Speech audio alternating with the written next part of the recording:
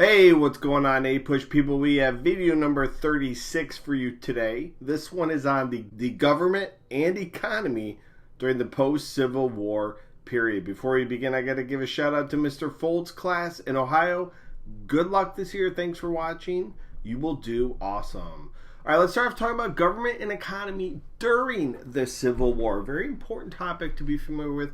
What is happening during the Civil War? Well, in 1862, we have the passage of the Homestead Act, which was open to any adult who never took up arms against the United States. And this will encourage westward settlement by giving 160 acres of land free to anyone that lived on the land for 5 years. So if you promised to live for 5 years on the land, build it up, make it into a nice little farm or something, you would get this land for free or super cheap. And you had to never take up arms against the United States, meaning this was not open to Confederate soldiers. The Morrill Land Grant Act from the same year encouraged states to use money from land sales to support agricultural and technical schools.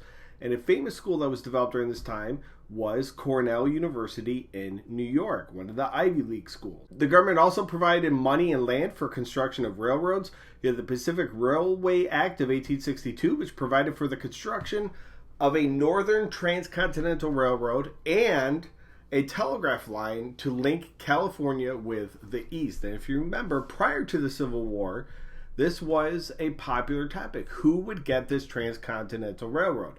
The Gadsden Purchase was purchased for the South to get it. The Kansas-Nebraska Act was created for the North to get it. And ultimately, the Pacific Railway Act will link the North first. In May of 1869, the Transcontinental Railroad was complete. And you see this picture here of it, the celebration of the completion of the Transcontinental Railroad in Utah. And what was the impact of these government subsidies? Well, you have growth of farms, cities, and the lumber industry, particularly out west. Now, let's talk about causes of increased production of goods by businesses. So businesses are producing more goods due to technological advances. You have Taylorism. We'll talk a lot about this in future videos. This was created by Frederick Taylor that focused on improving efficiency, included time tasks for workers and specific tasks for workers. And there is Frederick Taylor. You also have greater access to natural resources, particularly out west, lumber in particular, and redesigned financial and management structures. What does this mean? Well, things like monopolies, where businesses sought to have sole control over an industry.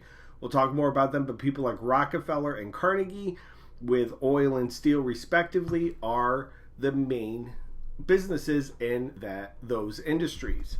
Marketing advances as well. You have mail order catalogs such as Sears, which you could buy things from your house, and a growing labor force. You have a large supply of workers, including immigrants. We're going back to immigration post-Civil War, and we're going to see some of the largest amount of immigrants ever to come to the United States is during that time. So what are the impacts of this growing economy? Well, prices of goods will decrease because you have a large supply of goods and cheaper production. You have an increase in workers' wages, which means there's more money for workers to spend. You also have an increased standard of living and new access to goods and services, such as sewing machines, sporting equipment, household items, you name it, people are consuming more goods. However, during this time, there was a growing gap between the rich and the poor, and we'll talk about this more in the Gilded Age video. So the U.S. is also looking beyond its continental borders, and businesses will seek markets and resources in other areas of the world. Places like the Pacific Rim and Hawaii, there will be calls for annexation in the 1890s due to sugar plantations wanting to not have to pay U.S. tariffs. This will lead to the overthrow of Queen Liliuokalani, pictured here, the Queen of Hawaii.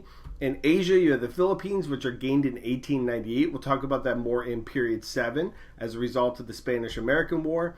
And then the open door policy as well in 1899, where the U.S. sought to trade freely with China. If you remember, China was divided into spheres of influence, and the U.S. was afraid of being left out. They are not pictured here as one of the countries dividing up China, so they hope to have an open door or open access to the Chinese markets. Latin America is also a place. You have James G. Blaine, the Secretary of State in the 1890s, who advocated a Big Brother policy, which basically stated the U.S. hoped to open up markets for businesses in Latin America. Let's finish up with a quick recap. We have how did the government encourage westward expansion, causes of increased production, make sure you're familiar with technological innovations, financial and management structures, marketing and a growing labor force.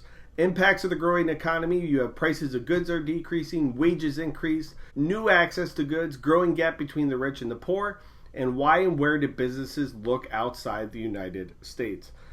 You have Asia, Pacific Rim, and Latin America. All right, guys, thanks for watching. Look forward to seeing you back here for video number 37, laissez-faire, the industrial workforce, and the New South. Best of luck this year. Thanks for watching, and have a good day.